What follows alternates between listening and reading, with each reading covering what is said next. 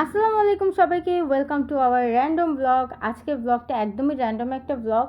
আজকে হচ্ছে আমার হাজব্যান্ড ঢাকায় ব্যাক করে, যেহেতু হচ্ছে ও ওর অফিস কলিগদের সাথে ঢাকার বাইরে গিয়েছিল। তো সে হচ্ছে আজকে ঢাকায় ব্যাক করেই ভোর 6টায় ব্যাক করে দেন হচ্ছে 7:30টার দিকে আমাদেরকে নিয়ে বের হয় নাস্তা খেতে।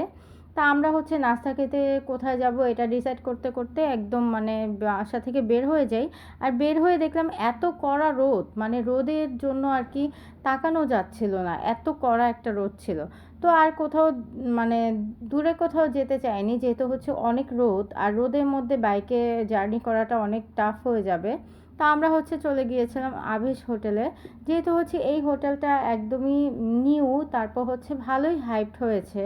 তো এই হোটেলে আমরা চলে এসেছি, আর মর্নিংয়ে এসে দেখলাম একটা ক্লায়েন্টও নেই তাদের, খুব কম হচ্ছে লোক ছিল আর কি। তো আমার মনে হয়েছিল যেহেতু হচ্ছে একদম গরম, তার উপরে হচ্ছে একদম আরও অনেক সকালবেলা গিয়েছি, তো সেই জন্য হয়তো বা লোকজন কম ছিল। যাই হোক, আমার জন্য ভালোই হয়েছে, খুব আরামসে হচ্ছে নাস্তা করতে পেরেছি।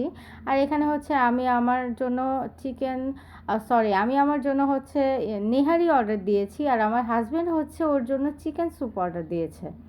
তো এই তো আমি আমার নেহারি অনেক মজা করে এনজয় করছিলাম, আর আমার হাজব্যান্ড বলছিল যে সে তার ট্রিপে সকালে আর কি একটু ব্রেকফাস্টে একটু কষ্ট করেছে, তো সে হচ্ছে এই কষ্টটা পুষিয়ে নেওয়ার জন্যই হচ্ছে ব্রেকফাস্ট করতে বের হয়েছে। যেহেতু হচ্ছে 2 থেকে 3 দিন সে হচ্ছে ট্রিপে ছিল, তো সে আর কি সকালের পরোটাটা অনেক মিস করেছে। যাই হোক, আমরা হচ্ছে খাওয়া স্টার্ট করে দিয়েছি, সে সাথে হচ্ছে আমার হাজব্যান্ডের চিকেন স্যুপও চলে এসেছে। আমার ছেলের জন্য হচ্ছে ডিম ভাজা নিয়েছি, কারণ সে হচ্ছে একদম বেসিক খাবার খেতে পছন্দ করে। আর এই তো আমার খাওয়া শেষে চা, এই চাটা অনেকের কাছেই ভালো লাগে না, আমি অনেক ব্যাড রিভিউ শুনেছি, কিন্তু আমার কাছে মোটামুটি ভালোই লেগেছে। যদিও আমি অতটা চা লাভার না, তারপরেও মোটামুটি লেগেছে। আর এই তো আমরা বিল পে করে চলে যাব এখন। ব্লগ পেজটিতে লাইক ফলো দিয়ে পাশে থাকবেন। আল্লাহ হাফেজ সবাইকে, আসসালামু আলাইকুম।